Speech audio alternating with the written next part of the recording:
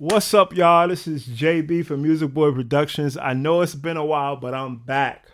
And we're starting with a new series of mixing drums. We're going to go through every individual part of the drums so we can learn how to mix drums as a cohesive unit. All right, let's dive straight in.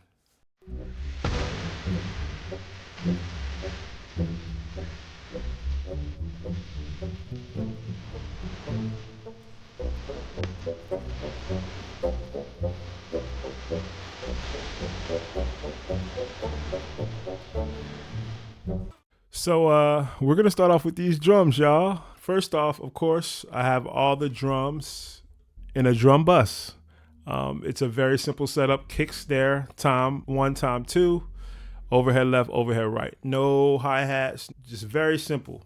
Six components, six mics on these drums. All right, so let's take a quick listen to the full thing. This is a little snippet of a song that I wrote a long time ago, and we're gonna put it out soon. But for now, here's a little snippet of it. Here we go.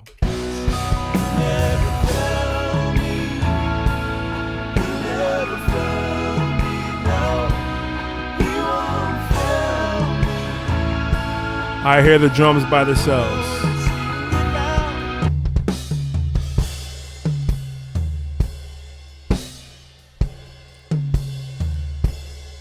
Let's go to the EQ on the drum bus, which is what you normally start with.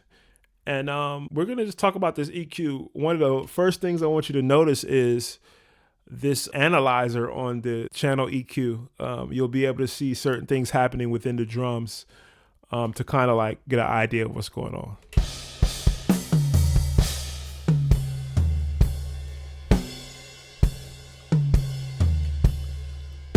So let's start off over here on the high shelf. The drums sound very dull starting off, so I would like to brighten them up some. And I'm not one of those people that really care about like being super aggressive on the drum bus, or the only place I'm not too aggressive on is the mix bus when it comes to EQ, because I would like to make sure that I'm doing the individual sounds. When it comes to like the bus of an instrument, I don't mind being aggressive. So let's see what we come up with this high shelf here. Here we go.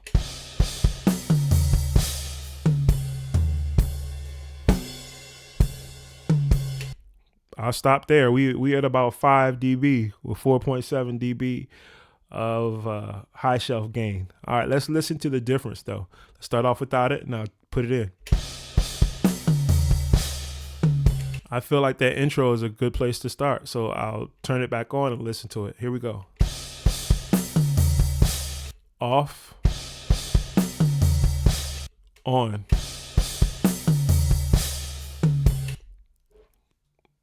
That sounds good to me. All right, so one of the second things I like to do is go to the bottom, the low shelf, and do the same exact thing. If I feel like I want a little bit more bottom, I'll start on the drum bus and put a little bit more bottom there. Let's see what we got. Here we go.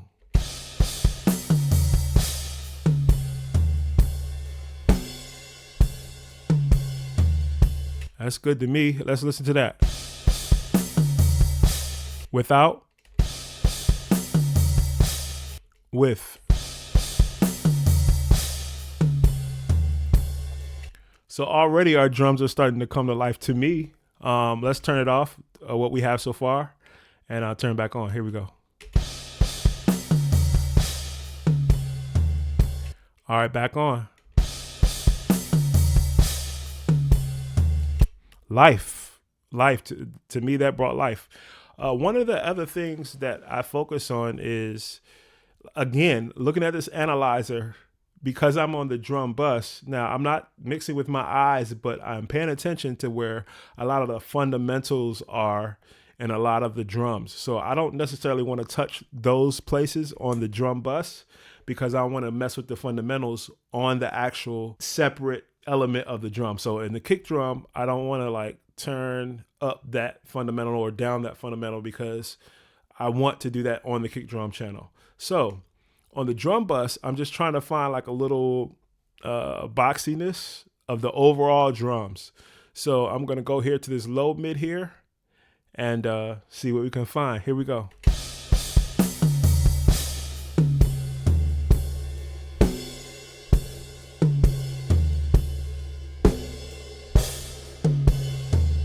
So that's a sound right here. Let's listen to it again.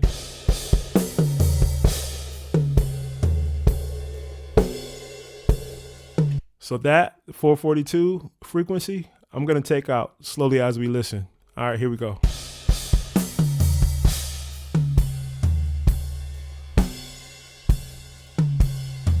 All right, without it. With it.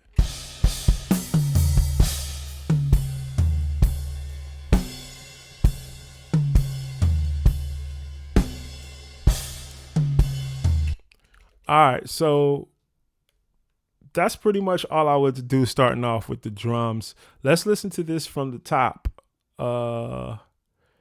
without the EQ. And then let's listen to it with, all right, here we go.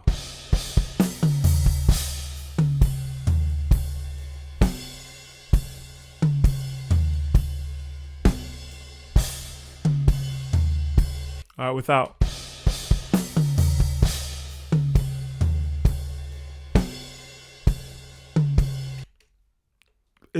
It's a big difference to me. I know it's subtle, but it's a big difference because we haven't even touched the individual elements of the drums yet. This is literally on the drum bus. So I'm going to play it and then turn it on and off.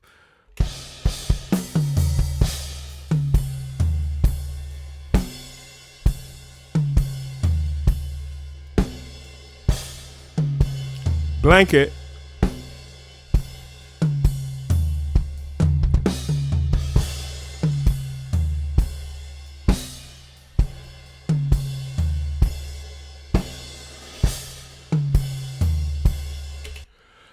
So what I notice is like mostly in the toms get brighter and more tighter. I hear the toms get a lot tighter and sounding a lot closer to what I want them to sound like. So here we go.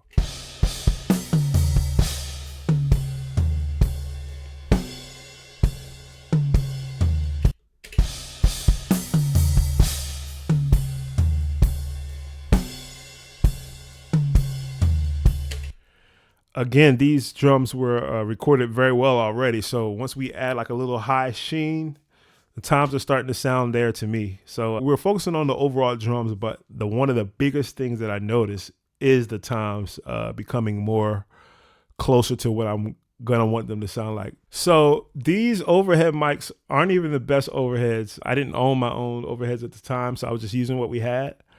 And yeah, we're gonna make it do what it do. But I'm pretty much done with this. Let's listen one more time. Let's hear it without and then with.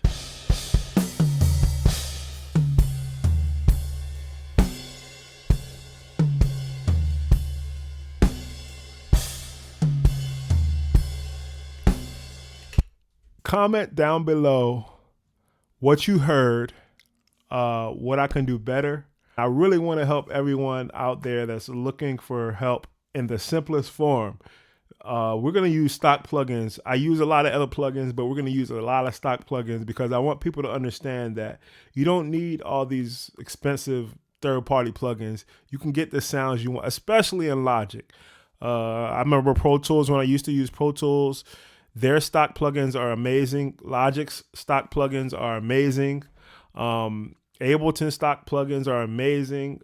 You pretty much can get the sounds you want from stock plugins nowadays in any DAW. So comment down below and let me know what you think about this drum bus EQ. And next video, we're going to start on the kick drum. So comment, subscribe, like, and I'll see y'all next video very soon. Peace.